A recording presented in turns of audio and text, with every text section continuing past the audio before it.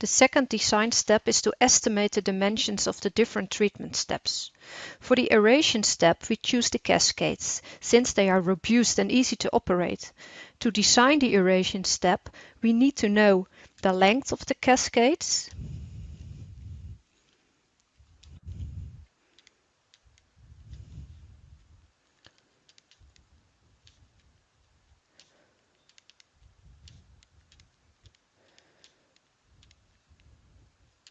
the number of steps,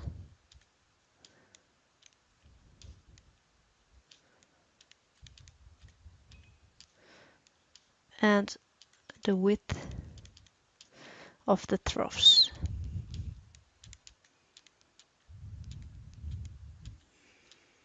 The number of steps are determined by the desired total efficiency and the efficiency of an individual step. When we assume a step height of 0.4 meter, the efficiency of the oxygen addition is about 25%. You can find these values in the table 6. No, table 3 on page 6 of the handout of aeration. Okay, based on the required effluent concentration of, let's say in our case, 8 milligram oxygen per liter, and the saturation concentration that depends on temperature and partial pressure, we can calculate the total efficiency. For saturation concentration, we take 11.3 milligram per liter for a water temperature of 10 degrees Celsius.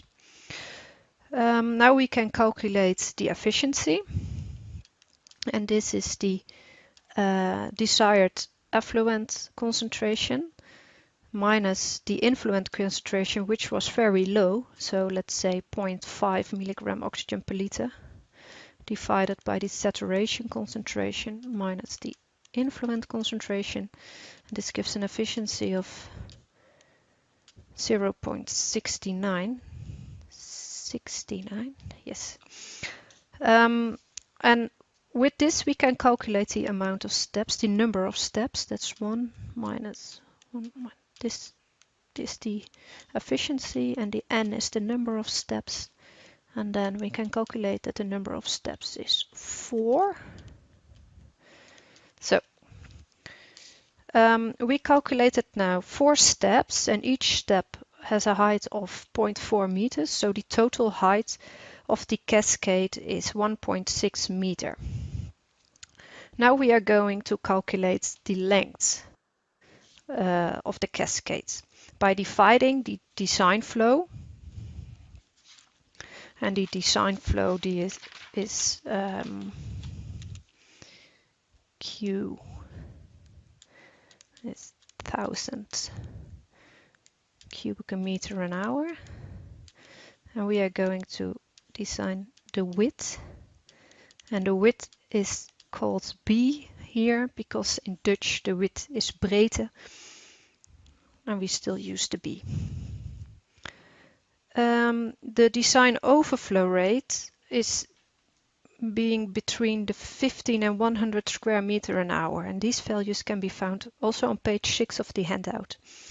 This gives a total length of 10 to 20 meter. So let's take the 20 meter. So we have a length. I will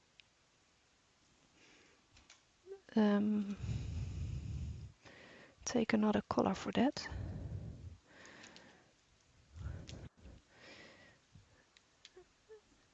The length is 20 meter. Now then the width of an individual step can be calculated. First we have to know the width of the flow of the stream, which is the D, and this is calculated by this formula,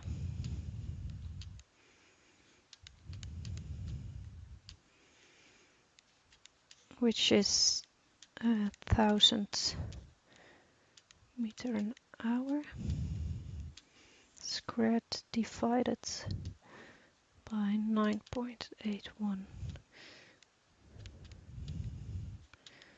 times 20 meter. And this is 11.97. This is 1.97 10 to the minus fifth cubic meter, which makes D is 0.027 meter. So we can fill that in here. D is 927 meter. Then we can calculate the velocity.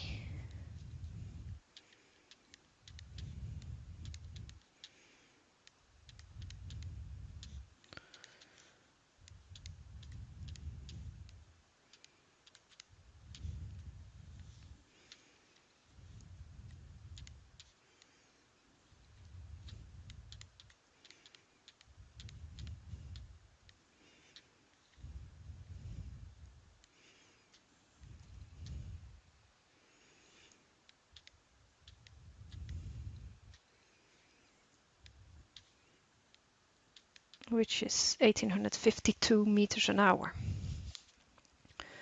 Then we can calculate the time, the falling time. And this is 2 times h divided by g. That's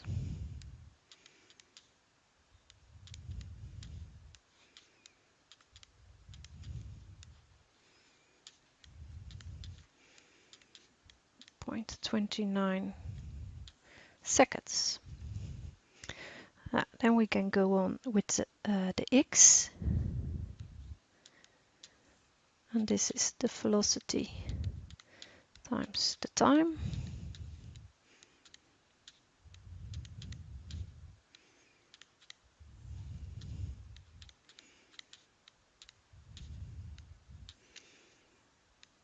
Which is 0.15 meters.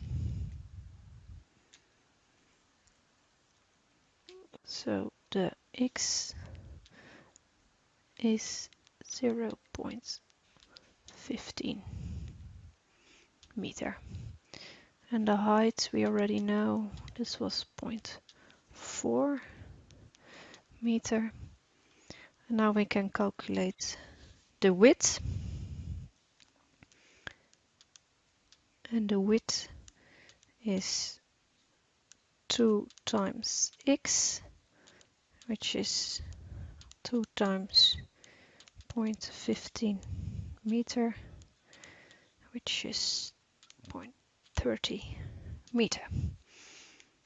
So B is 0.30 meter.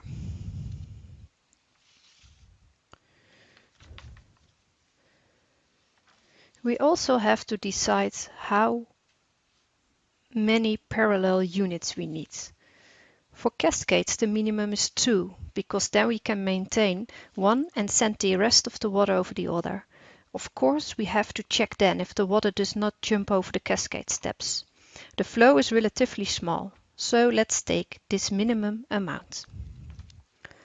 The softening design will be explained in the next movie.